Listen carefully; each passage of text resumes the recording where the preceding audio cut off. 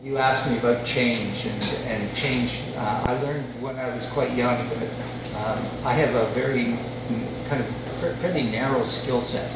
So some people have balance, you know, the Myers-Briggs thing where you have the four quadrants, and if you're right in the middle, you can do good at everything. I'm really only good at one thing, and that's change. And I manage change well. Why do I manage change well?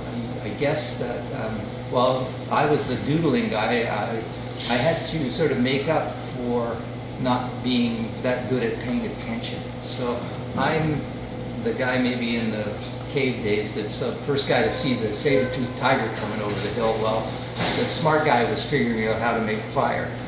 But you really need somebody watching the saber-toothed tiger. So I was paying attention to other things. And what I think I learned in that was in order to get by in the world, I had to find a niche, and my niche was being able to support other people through change.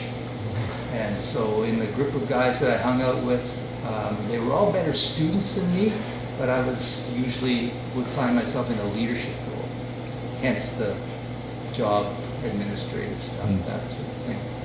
And the thing I like to do best was startups. And somebody has a good idea, not necessarily my idea, but I could say that's a good idea, let's do that, and bring the people together to accomplish that.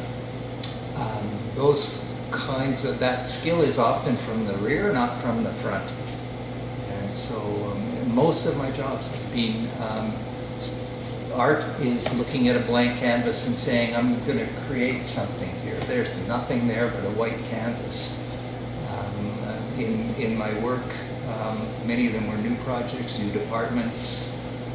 I was fortunate to work with a group of people who brought ventilation, non-invasive ventilation to young people with muscular dystrophy whose life expectancies was about 18 to 20. With non-invasive ventilation, you could double that. So there's an individual here who's in his 40s now that I know, who, without that technology, would have been dead 20 years ago. And the process of change in the medical field is very slow. Even when something's flat out obvious, it still takes forever. And that group of people were able to make that change happen.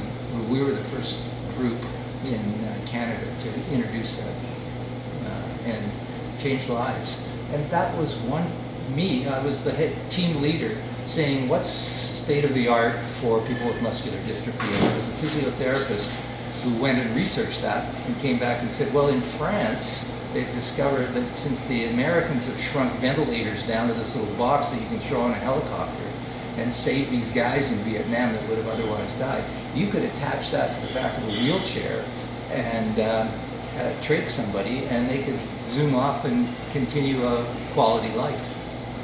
So the medical profession looked at that and said, that's not extending life, that's extending death.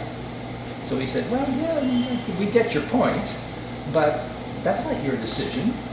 That's the decision of the individual who's living that life. And so when you ask these young guys, you want to live or do you want to die? They say, we want to live. Are you willing to go to this extreme? Most of them would say, yeah, I want to go to that extreme. So that process of change wasn't something that I thought of, but I did have the opportunity to bring the people together who had the expertise and the courage to make that happen. That's been my story throughout my life.